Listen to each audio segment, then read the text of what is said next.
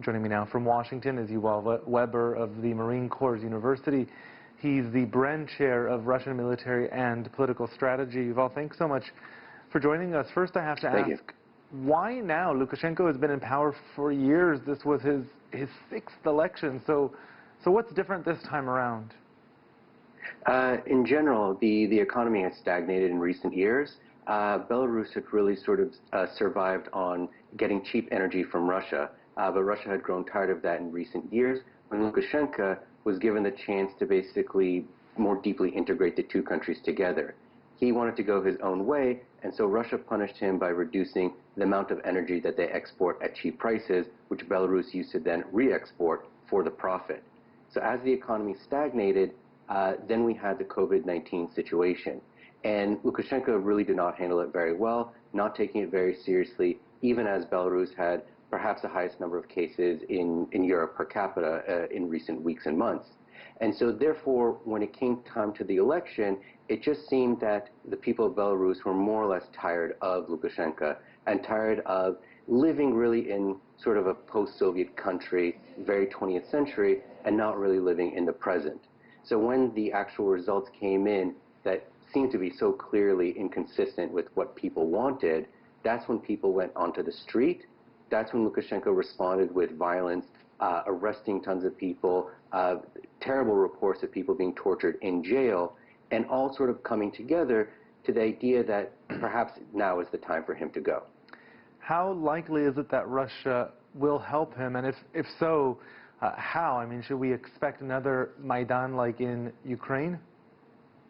One of the key differences between what's happening in Belarus now and other post-Soviet examples where people power has come on is that in Ukraine in 2013-14, the issue there was a clear alternative to for the Ukrainian society and economy than dealing with Russia. There was a deal with the European Union, so on and so forth. So one of Putin's then real concerns is that if he doesn't do something decisive, then Ukraine might actually take these really big steps away from Russia. But Putin has not intervened even when asked in the post-Soviet space. In Kyrgyzstan in 2010, same situation in which there was people power that removed the president of Kyrgyzstan at the time. That guy asked Putin to intervene militarily. Putin declined. In 2018, there was people power in Armenia, and at that point, the guy who was basically leading the revolution against the existing power, he clearly signaled to the Russian ambassador and to Putin that he was not interested in changing anything about Armenia's foreign policy. And what we're seeing here in Belarus is that none of the opposition leaders, from the main one, Svetlana Tikhanovskaya, to anyone around her, talking about really changing Belarus's geopolitical orientation. They want to keep it just as simple as possible, just remove Lukashenko, have another set of elections, and it's Lukashenko who wants the intervention. The flags we're seeing in these protests, the white, red, white flags, those aren't the official flags of Belarus. Tell us about that and what their presence there means, if anything. Sure. So that flag is the historical flag of Belarus, going back centuries.